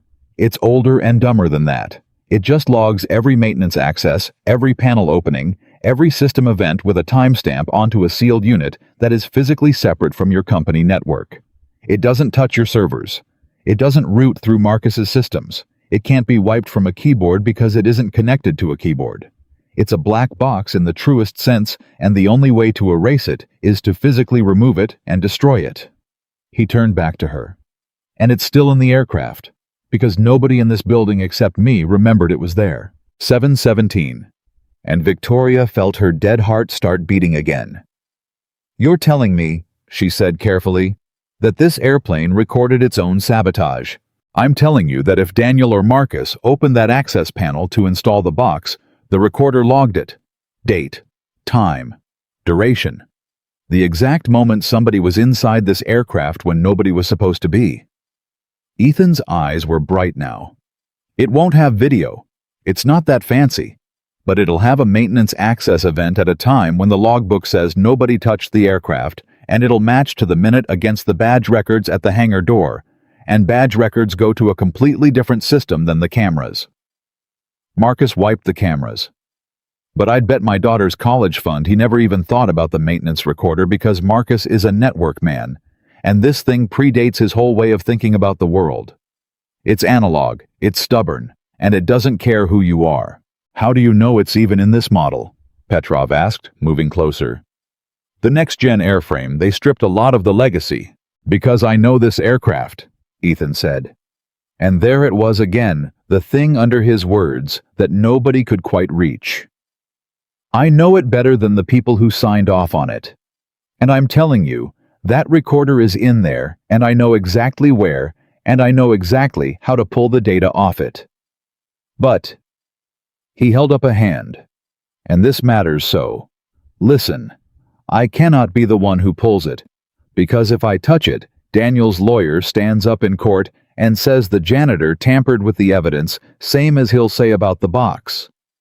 This has to be pulled by someone with authority, documented chain of custody, clean ideally with the FBI standing right here, watching me point at it, and someone else doing the pulling. Otherwise, the best piece of evidence in this whole building becomes worthless the second a lawyer breathes on it. So we wait for the FBI, Victoria said. We wait for the FBI, 15 minutes, and we make sure that in those 15 minutes, nobody, and I mean nobody, gets near this aircraft. Ethan looked around the floor. Because we just figured out loud in front of everyone that the one piece of evidence Marcus couldn't reach from his keyboard is sitting in this airframe. And if Marcus left a partner behind after all, if I'm wrong, and there is still a second person on this floor, then that person just heard exactly what they need to do to save themselves. Destroy the recorder before the FBI arrives. The floor went dead silent, and this time every person on it understood the stakes completely, and they all, without a word, took a step closer to the aircraft, forming a loose ring around it, guarding it, and Victoria felt her throat tighten at the sight at her people. The ones she'd made feel stupid all night, closing ranks around the machine to protect the thing that could save them all. 7:20. And that was when the lights went out. Not all of them. The emergency lighting stayed on, pale and low, but the main floods that lit the maintenance floor died all at once, plunging the hangar into a dim gray, half-dark. And somebody yelled, and there was the scrape of feet, and Ethan's voice cut through all of it like a blade. Nobody move away from the aircraft. Everybody stay on the airframe. Hands on it if you have to. They killed the lights to move in the dark. Do not give them room. Victoria's heart slammed against her ribs. Who killed the lights? How? Marcus, Ethan said grimly, and she could hear him moving, positioning himself between the darkness and the access panel. Or Marcus's back door. He's still in the system. He heard us. Or someone told him. He killed the floor lights remotely to buy his partner 30 seconds of cover. Everybody count off. Right now. Say your name so I know where you are and who's here. They counted off in the dark. Reyes, Petrov, Cho. One after another, voices in the gloom. 11 names, and Ethan tracked them, and Victoria tracked them, and it came out right, all 11.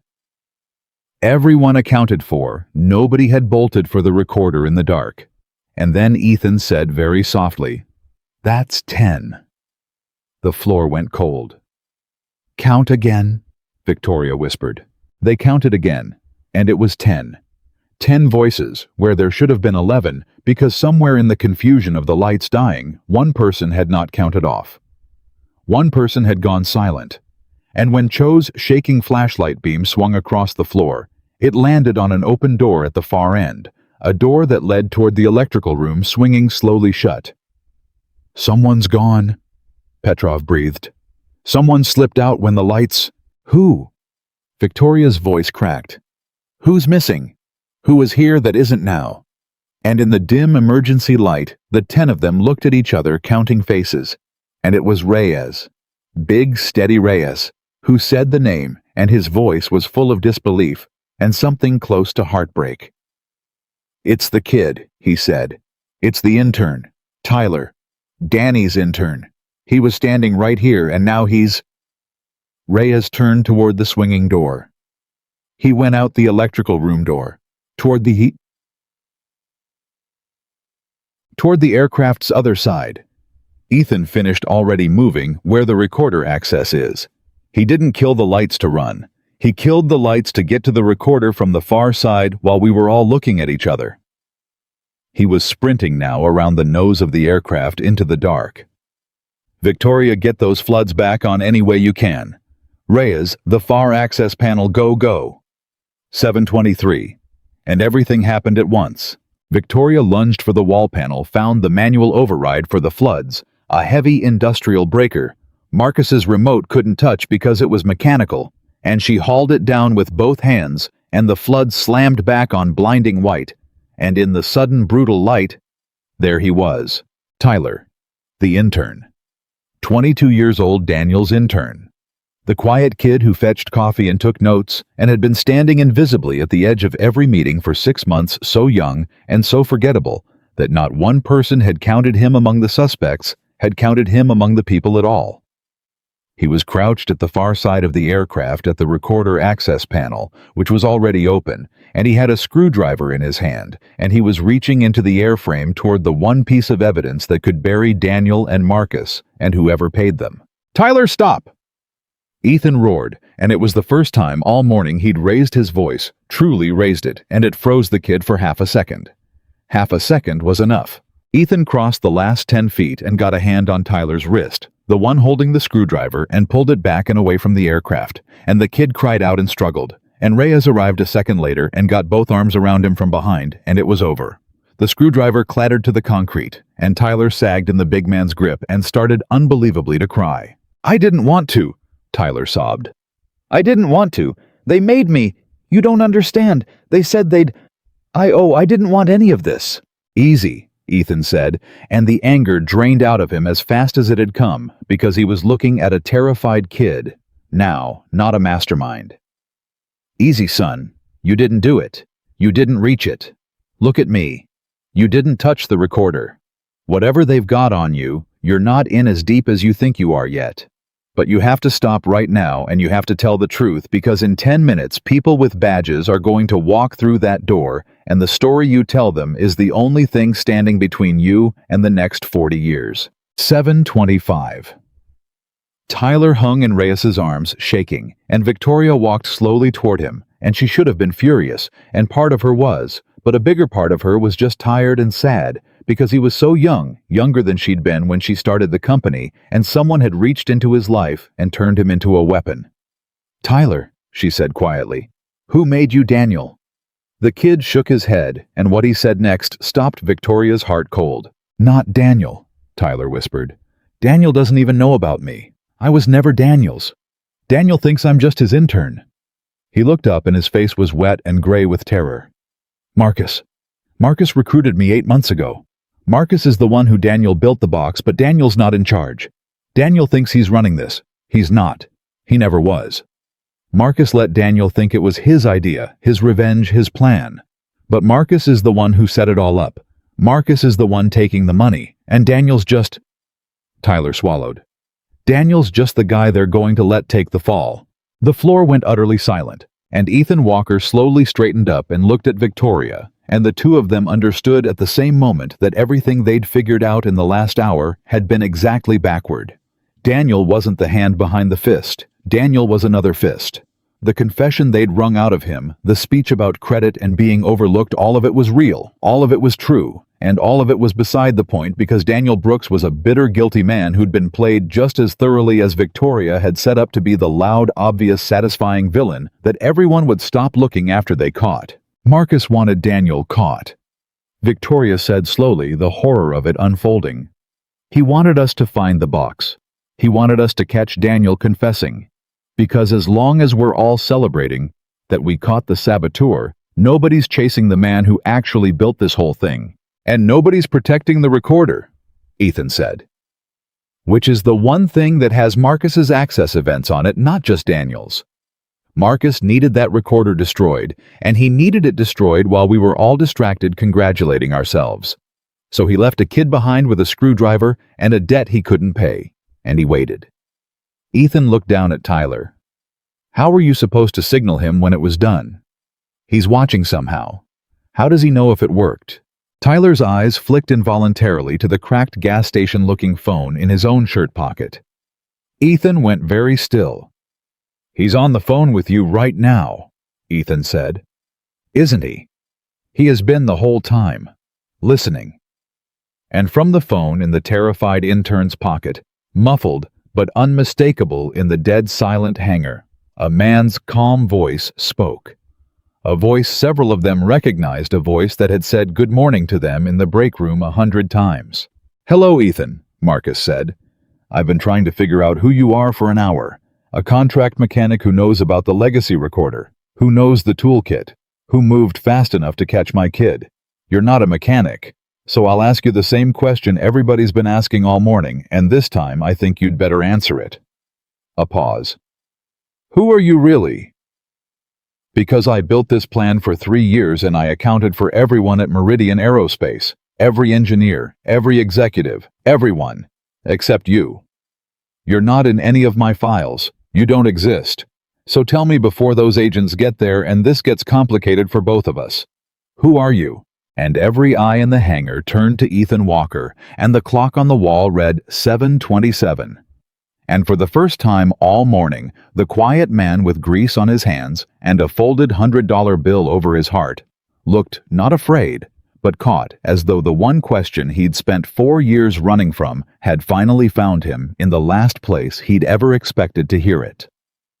Ethan looked at the phone in the intern's pocket for a long moment. Then he reached out gently and took it from Tyler's shirt and held it up in front of his own face, and when he spoke, his voice was very calm and very quiet, and it carried across the silent hangar like the tolling of a bell.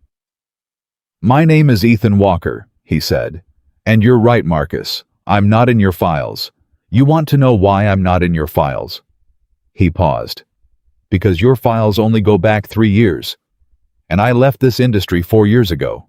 On the other end of the line, Marcus said nothing. "You built your whole plan on the systems in this aircraft," Ethan went on.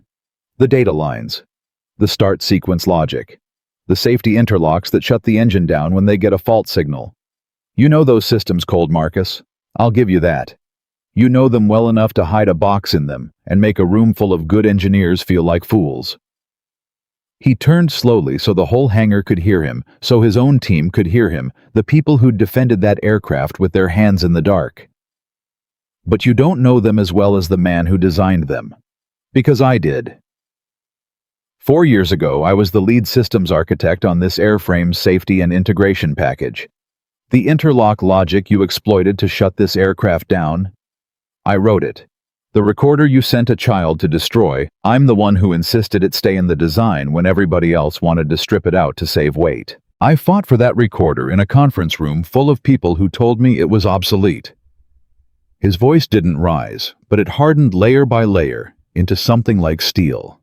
"I put that recorder in this aircraft, Marcus, 4 years ago, specifically so that no one could ever do to it what you just tried to do. So, you'll forgive me if I say it back to you plainly. You didn't account for me because you thought this airplane's father was gone. He's not gone. He's standing on the floor holding your phone." See, 7:29. The hangar was so quiet you could hear the emergency lighting hum, and Victoria Hayes stood 10 feet away with her hand pressed to her mouth, and the last 4 years of her own company rearranged themselves in her mind. The lead systems architect. She'd heard about him. Of course, she'd heard about him. When she'd acquired the airframe program, there'd been a name attached to it, spoken with a kind of reverence. A brilliant young engineer who'd designed the safety architecture, and then everyone said simply, walked away. Vanished. Quit at the top of his career and disappeared, and nobody knew why, and the program had limped forward without him, and she'd never once imagined that 4 years later he'd be mopping her wash bay at night under a name nobody bothered to learn. "You," she breathed. "You're the architecture files, the ones we could never get anyone to fully understand, the ones that were signed." "E. Walker," Ethan said quietly without looking at her. "Yeah, that's me, ma'am." Marcus's voice came through the phone again, and it had lost some of its calm. "That's not possible. Walker moved out of state. Walker doesn't do maintenance work. Walker's wife got sick," Ethan said, and his voice changed on the word went low and rough, and every person in the hangar felt it in their chest. "Walker's wife got sick right at the top of his career, And Walker discovered real fast that the most important system he'd ever designed didn't matter at all next to the sound of his little girl asking if mommy was going to be okay. So Walker quit. Walker walked away from all of it. The title, the money, the aircraft, all of it, to be home. And then Walker's wife died anyway, and it was just him and a 5-year-old and a mortgage and a grief he couldn't see the bottom of. He swallowed. And when the money ran out, Walker took whatever work he could find that let him pick his daughter up from school. Night maintenance, contract mechanic. Nobody asks a night mechanic about his resume. Nobody looks twice. That was the point, Marcus. That was the whole point. I didn't want anybody to look twice ever again. Looked up, and his eyes found Victoria's. Until tonight.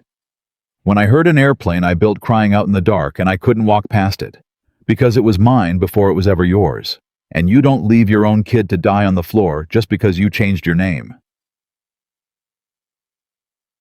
7:31. Victoria felt tears on her face and did not wipe them away. So here's where we are, Marcus, Ethan said, and the steel came back into his voice, all business now. You built a beautiful plan, 3 years. A box, a bitter chief engineer to take the fall, a systems man to run it from the shadows, a scared kid to clean up the one thing you couldn't reach from a keyboard. It's good work. It nearly worked. But you made one mistake, and it's the same mistake everybody in this building made tonight from the CEO on down. You looked at the man in the washed-out jacket, and you decided he was nobody. And nobody, it turns out, is the most dangerous thing you can leave standing in a room. He paused. The FBI is 9 minutes out. The recorder is intact, and it has your access events on it from every time you went into that airframe over the last month, time-stamped on a sealed unit you cannot reach. Your kid didn't touch it. Your box is bagged. And I'm about to hand this phone to a federal agent with your voice on it live, having just confessed to running a 3-year sabotage operation in front of a dozen witnesses. So I'll give you the only piece of advice I've got. Stop running, right now. Because the story where you're the mastermind who got away is already over. The only story left is how much time you do, and that number gets smaller the closer you are when they knock. There was a long silence on the line. And then Marcus Deal, in a voice that had gone flat and cold and stripped of all its calm, said the thing that turned the whole morning one final time. You think it's about the deal, Marcus said. You think I did all this to tank one contract and pick up the stock. That's cute. That's what Daniel thinks too. That's what I let Daniel think. A pause. But you're the architect, Walker, so you of all people should be asking the real question.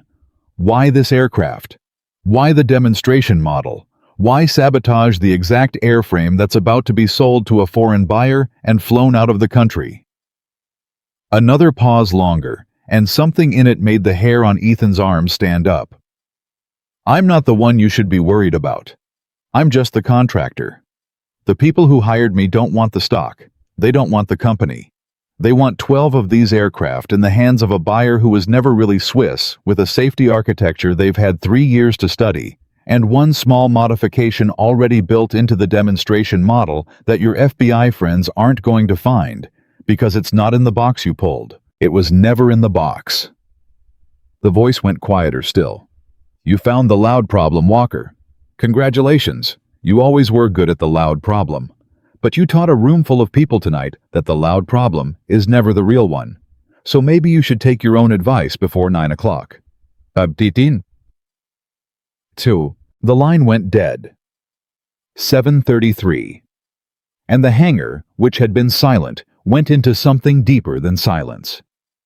Ethan stood absolutely still, the dead phone in his hand, and the blood had drained out of his face, and Victoria had never seen him look like this. Not once, all morning. Not when she threw money at him. Not when Daniel lunged. Not when the lights died. This was different. This was a man who had just heard something that scared him all the way down. Ethan, Victoria said. Ethan, what did he mean? What did he mean not in the box? Ethan didn't answer right away. When he did, his voice was barely above a whisper. He means we've been fighting the wrong war all morning. He turned to face her, and his eyes were wide and urgent. The box I pulled the signal injector that was designed to be found. Not by me, not this fast, but eventually. It was Daniel's toy. Daniel's revenge, loud and obvious and satisfying. It shuts the aircraft down so it fails the demonstration and the deal collapses and the stock tanks. That's the story we were supposed to catch. And if I'd been 10% less stubborn, we'd have caught exactly that story, patted ourselves on the back, fixed the box, started the airplane, and sold 12 of them to Zurich. He grabbed her arm. But Marcus just told us the buyer was never really Swiss. And he told us there's a second modification. Something small. Something built into the aircraft itself, into the systems that the FBI won't find looking at a box in a bag. Ma'am, the sabotage that shut the airplane down wasn't the attack. It was the cover for the attack. It was designed to make us tear this aircraft apart looking for one thing. Find it, feel relieved, and stop looking. So that the real thing, whatever Marcus's people actually built into this airframe, flies out of the country next week inside a demonstration model in the hands of people who spent 3 years learning how its safety systems think. The engineers around them had gone white. What real thing? Petrov said. What could they build in that we wouldn't? I don't know, Ethan said. But I designed these systems, and I can think of a dozen things you could hide in an airframe this complex that would never show up on a start sequence test because they'd only wake up in flight or under specific conditions or on a command sent from the ground. A backdoor into the flight controls. A modification to the interlock logic that could be triggered remotely. Something that turns a passenger aircraft into... He stopped himself and looked at Victoria and didn't finish the sentence because he didn't have to. 7:35. Victoria's legs felt like water. You're saying my aircraft, the one I'm about to sell. You're saying somebody turned it into a weapon. I'm saying Marcus just told us they did right before he hung up because he wanted us to know, Ethan said grimly. That's the part that scares me most. He didn't have to say any of that. He could have just run. But he told us because it doesn't matter that we know. Because whatever's in this aircraft, he doesn't think we can find it in time, and he wanted the architect to spend his last 90 minutes before the buyers arrive knowing exactly how badly he lost. Ethan's jaw tightened. And he might be right, because he's had 3 years, and I've got an hour and a half. Then we don't sell it, Victoria said. We cancel, right now. No demonstration, no signing, we ground the aircraft and we tell Zurich the deal is off. And tip off Marcus's people that we know, Ethan said. So they scatter and take the plan with them and rebuild it somewhere else in somebody else's aircraft. And next time, there's no stubborn architect mopping the floor to hear it crying. He shook his head. No, ma'am. We can't just cancel, but we sure as hell can't sell it either. What we can do is find it. The real modification. Before 9 o'clock. Because the same recorder that logged Daniel's box logged everything else that was ever done to this airframe, including whatever Marcus's people installed. It's all in there. Every access event. If they opened this aircraft to build the real thing and the recorder saw it, and it'll tell me when, and if I know, when I know where to look. He was already moving toward the recorder access panel, then stopped himself, physically. Stopped, hands raised. Except I still can't touch it. Chain of custody. If I pull that recorder myself, everything on it is worthless in court, and worse. If I go digging in this airframe alone and find their modification and disarm it. Daniel's lawyer says I planted all of it and I go to prison for the crime I stopped. 7:37. And there it was. The trap Marcus had built revealed in all its cruelty. The one man who could find the real weapon was the one man who couldn't be allowed to touch anything because he was a nameless contract mechanic whose fingerprints on the evidence would poison it. Marcus hadn't just planned the sabotage, he'd planned the architect's helplessness. How long until the FBI? Ethan asked.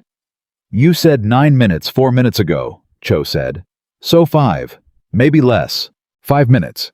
Ethan looked at the aircraft at the clock at Victoria. Okay, here's what we do, and we do it exactly right, because we're going to get one shot, and a lot of lawyers are going to pick apart every second of it later. When those agents walk in, I don't touch anything. I point. I talk. They pull the recorder, they document it chain of custody clean. I read the access log over their shoulder. I find the events that don't belong, and I tell them where in the airframe to look. They open the panels. They find the modification. And if I'm right about what it is, we don't just save your company this morning, ma'am. We hand the FBI a foreign operation that's been running inside American aerospace for 3 years, and Marcus Deal becomes the least important name in a file that goes a lot higher than him. And if you're wrong? Reyes asked quietly. If there's no second modification, if Marcus was just messing with your head on his way out the door. Ethan was quiet for a moment. Then I've spent the last 5 minutes scaring everyone in this room for nothing, and I'll be glad to have been a fool, he said.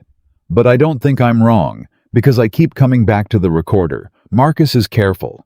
Marcus is the most careful man I've ever gone up against, and a careful man does not send a terrified 22-year-old to destroy a recorder just to hide the access events for a box we'd already found. That math doesn't work. The box was already blown.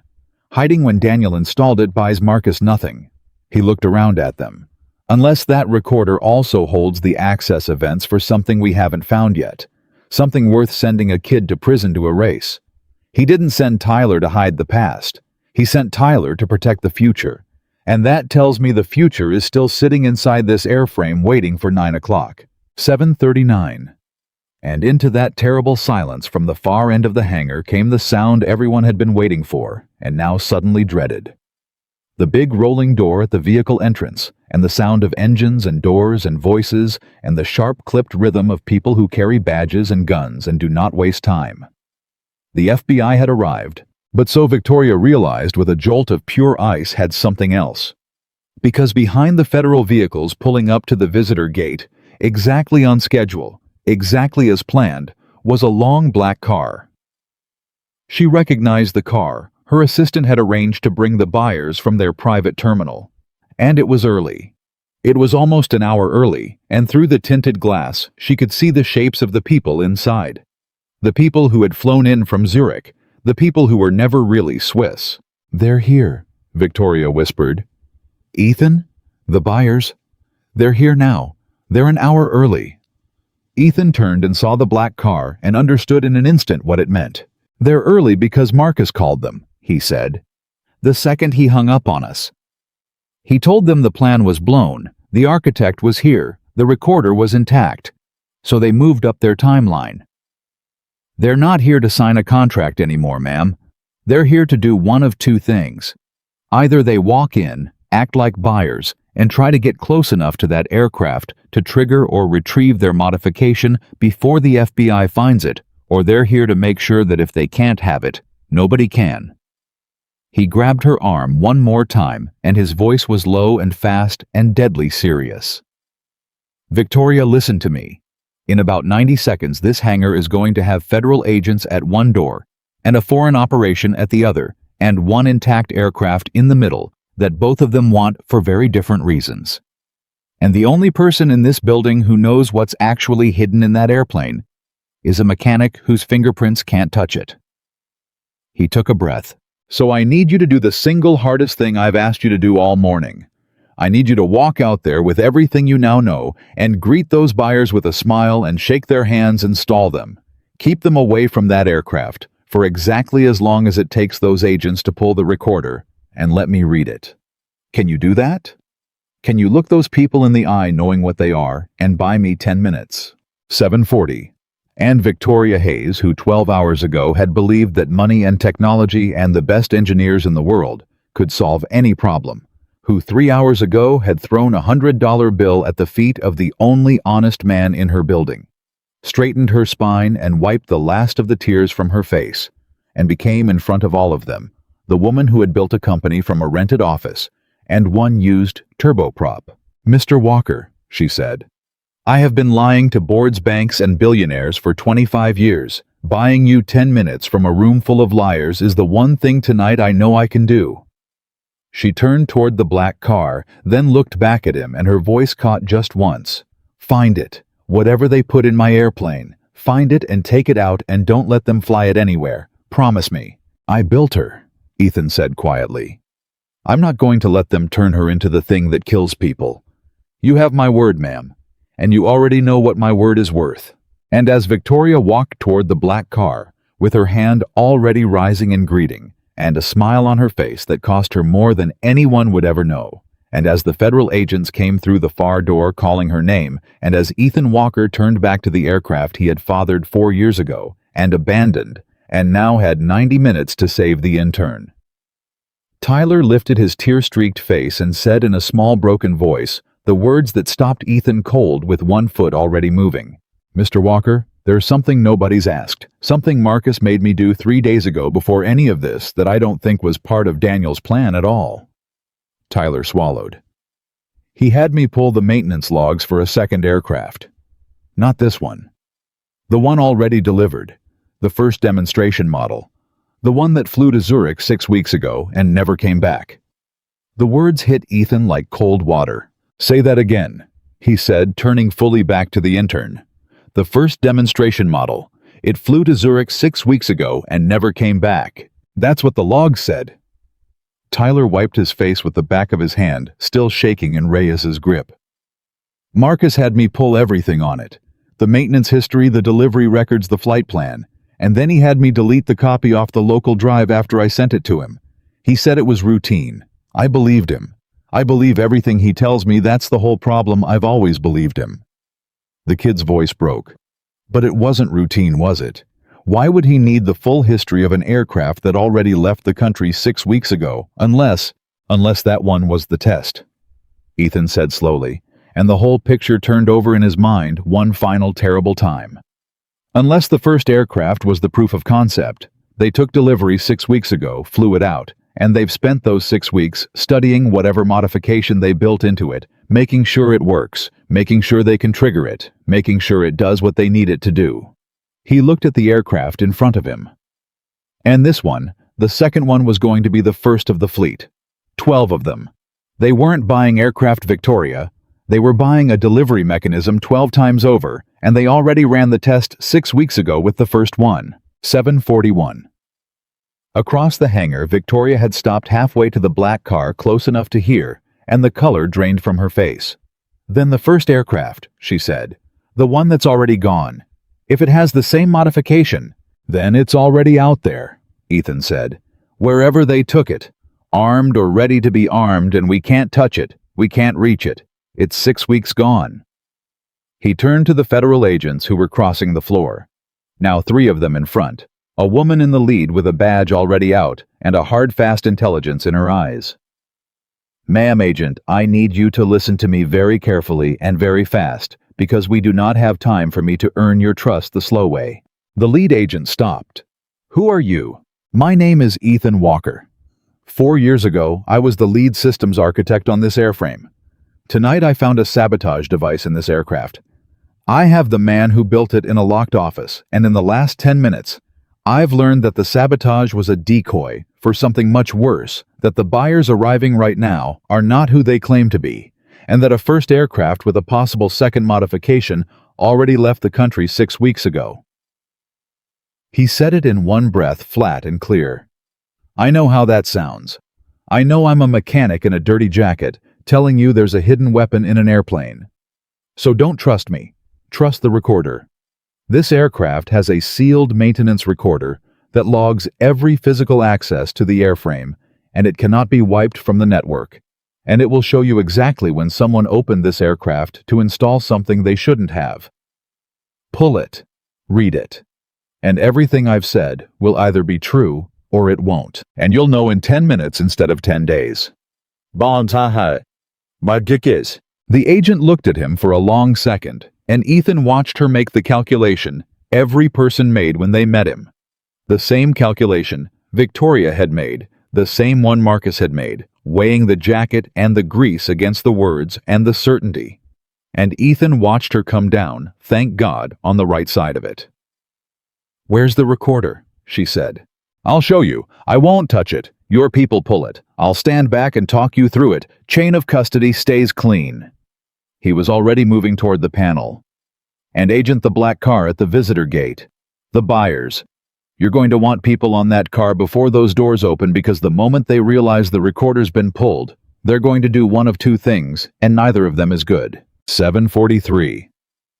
The agent turned and snapped orders, and suddenly the hangar was full of purpose agents, peeling off toward the gate, toward the doors, toward Daniel's locked office, and the lead agent followed Ethan to the recorder access panel with two technicians behind her. And Ethan pointed, hands clasped behind his back, so there could never be any question, and the technicians went to work. And Victoria stood alone in the middle of it all for one suspended moment, watching the machine she loved get taken apart by strangers to save it. And then she squared her shoulders, because the black car doors were opening, and there was still one job that was hers, and hers alone. "Keep them at the gate," the lead agent had said. "2 minutes. We're not ready to move on them yet. We need what's on that recorder first. Stall them." So Victoria walked out to meet the people who had spent 3 years trying to destroy her with a smile on her face, and shook their hands and told them the demonstration would be delayed a few minutes for a final safety check, and made small talk about their flight, and offered them coffee, and did the hardest acting of her entire life. While behind her inside the hangar, 2 federal technicians lifted a sealed unit out of the aircraft her whole future depended on.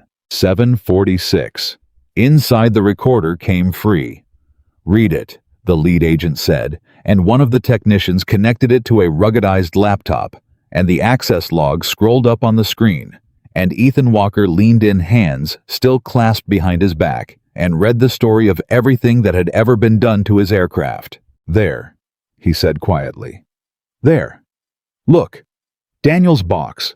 That's this event 3 days ago. 0200 single access 40 minutes. That's the signal injector going in. That's the loud problem." His eyes moved up the log. "But look above it. 6 days ago.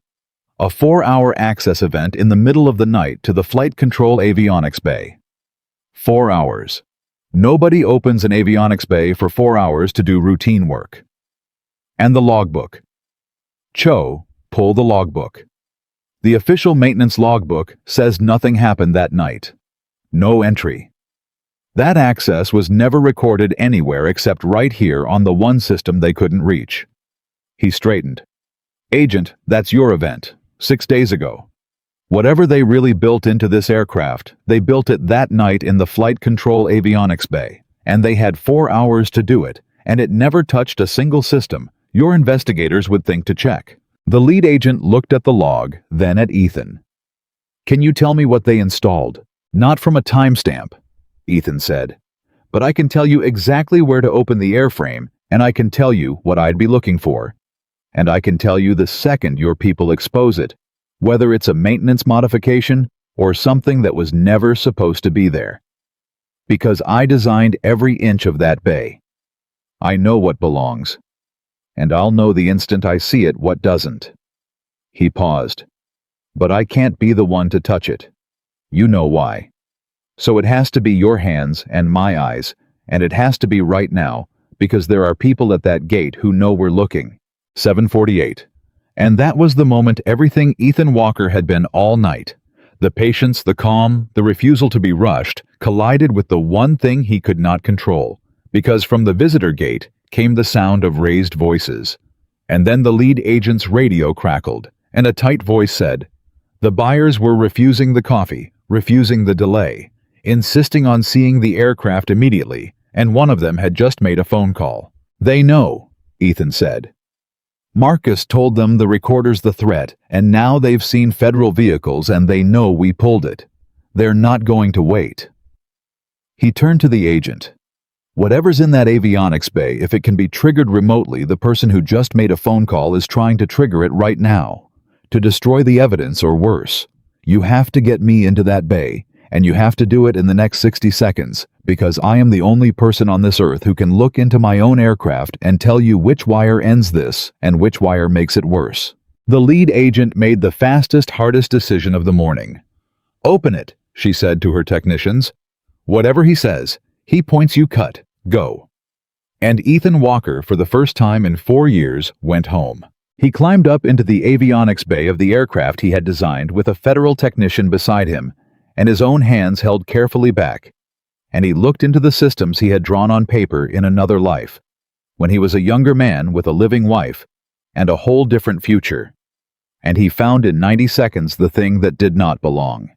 A module spliced into the flight control network no bigger than a paperback book in a place where nothing should have been wired with the same careful professionalism as the decoy box, but 100 times more sophisticated, and Ethan's blood ran cold because he understood immediately what it was and what it could do. "Don't touch it," he said sharply as the technician reached.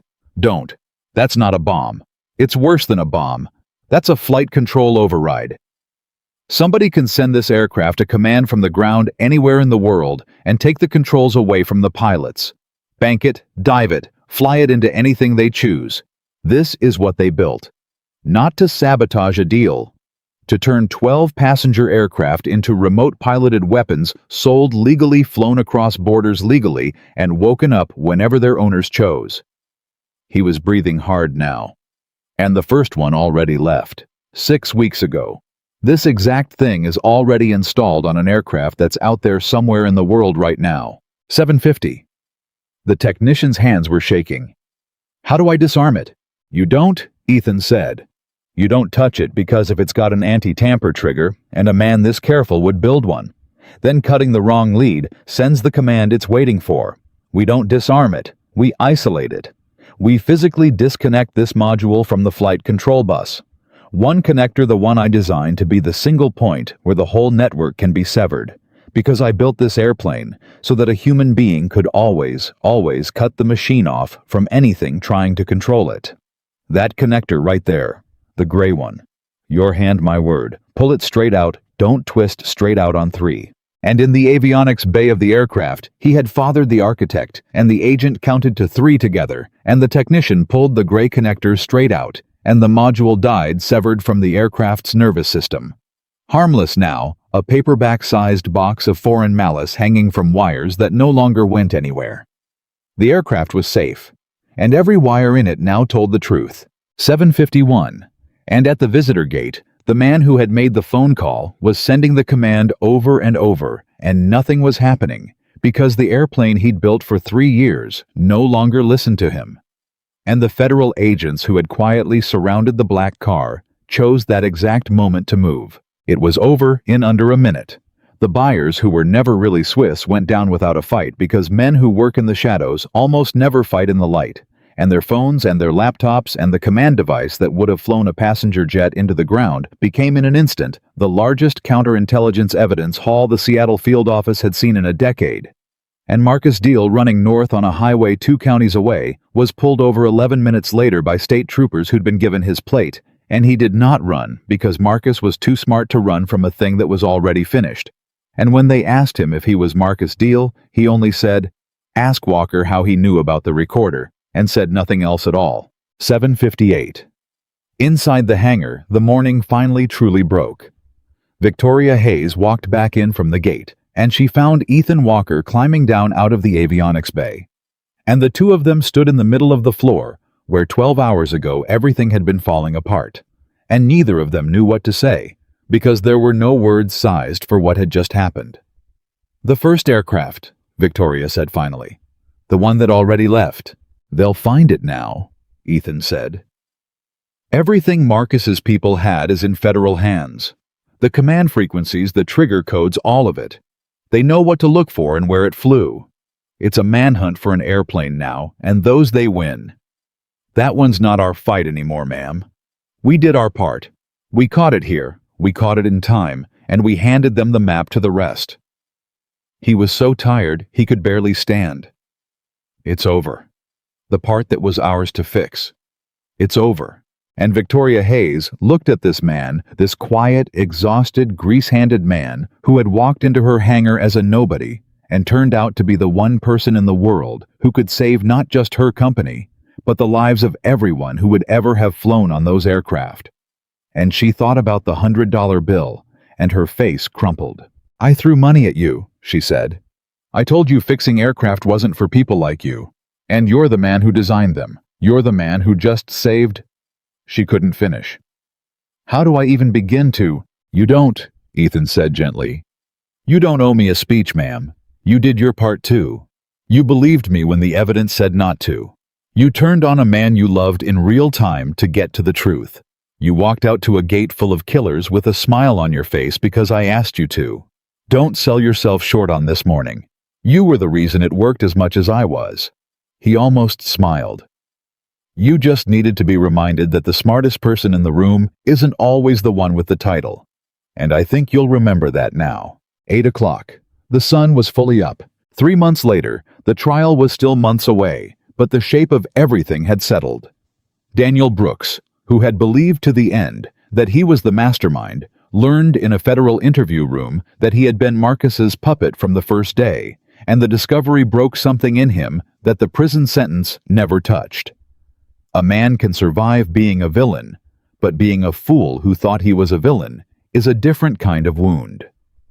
Marcus Deal was charged under statutes that carried the kind of numbers that end a life, and the network behind him, the people who had spent 3 years and millions of dollars to turn American aircraft into weapons, began to come apart, thread by thread, as the evidence from that hangar floor pulled tight. And the first aircraft, the one that had flown to Zurich 6 weeks early and vanished, was located in a hangar in a country that denied all knowledge of it. Its flight control override intact, its trigger never pulled, because the men who could have pulled it were already in custody by the time it would have mattered. Tyler the intern, the terrified kid with the screwdriver, told the truth about everything, every detail, and it mattered, and the prosecutors remembered that he'd never actually touched the recorder, that a man named Ethan Walker had stopped his hand and then spoken up for him in the same breath. And Tyler got the second chance that Marcus had gambled he never would. And Victoria Hayes offered Ethan Walker everything. She offered him his old job back and a better one. She offered him a vice presidency, a corner office, a salary with more zeros than he'd seen in 4 years, the title of chief aircraft architect, a return to the world he'd walked away from, the fame, the respect, all of it held out in both hands, by a woman who finally understood exactly what she was offering it to. And Ethan Walker said no. "I don't need the office, ma'am," he said, standing in her doorway with his old canvas bag over his shoulder, the same bag they'd emptied onto a cart, looking for tools he never carried. "I've got a 9-year-old who's 10 now, and she needs me at the school pickup more than the world needs another genius with a title. I did that math already 4 years ago, and it hasn't changed. The answer's still no." "Then tell me what you do need," Victoria said. "Tell me what I can do. Because I cannot live the rest of my life knowing I threw a $100 bill at the man who saved everything and gave him nothing back." Ethan thought about it for a long moment. "You've got mechanics on that floor who know things," he said finally. "Technicians who see problems the diagnostics miss. Contract people you don't even learn the names of who go home to their kids and come back and do it again and get talked to like they're furniture. There's a whole building full of people like the man you thought I was. And most of them really are just mechanics, but every one of them knows something you don't, and none of them will ever tell you, because the last time somebody like them spoke up, a woman in a nice suit threw money at his feet." He looked at her steadily. "So here's what you can do, ma'am. Make sure nobody in your building ever has to be secretly a genius to be treated like a human being. Make it so the man in the washed-out jacket gets listened to the first time before the airplane's dying and the buyers are at the gate. That's it. That's the whole thing. Do that, and we're square." Victoria Hayes was quiet for a long time. Then she did the only thing that felt true. She built it. A program for the mechanics and the technicians and the contract workers, a real one, with a real budget and her own name on it, where the person on the floor who noticed something could walk into any office in the building and be heard. She reviewed every department where a worker had ever been ignored. She changed how her company listened from the bottom up permanently. And she kept the $100 bill framed on the wall of her office, not as a trophy and not as a punishment, but as the plainest possible reminder that the most dangerous thing she had ever done was decide in a single glance that a man was nobody. Ethan Walker went back to his life. He picked his daughter up from school. He fixed machines. He kept his hands in the work and his evenings for the one person who mattered more than any aircraft he'd ever designed. And when people at the new job, the ones who knew the story, looked at him a little differently now, a little carefully. The way you look at someone who turned out to be far more than you assumed. He never once made them feel small about it, because he of all people knew exactly how easy it was to look at a person and see nothing. But the story of that morning spread the way true things do, through the hangar and the industry and beyond it, and it changed the way a great many people looked at the quiet ones in the corner. And the lesson of it was never really about the aircraft, or the sabotage, or even the weapon that a father's stubbornness pulled out of the sky before it could fall. The lesson was the thing Ethan Walker had known from the very first minute, standing at the edge of the light, while the smartest people in the building failed all around him. The person you decide is nobody is the person you should have listened to first.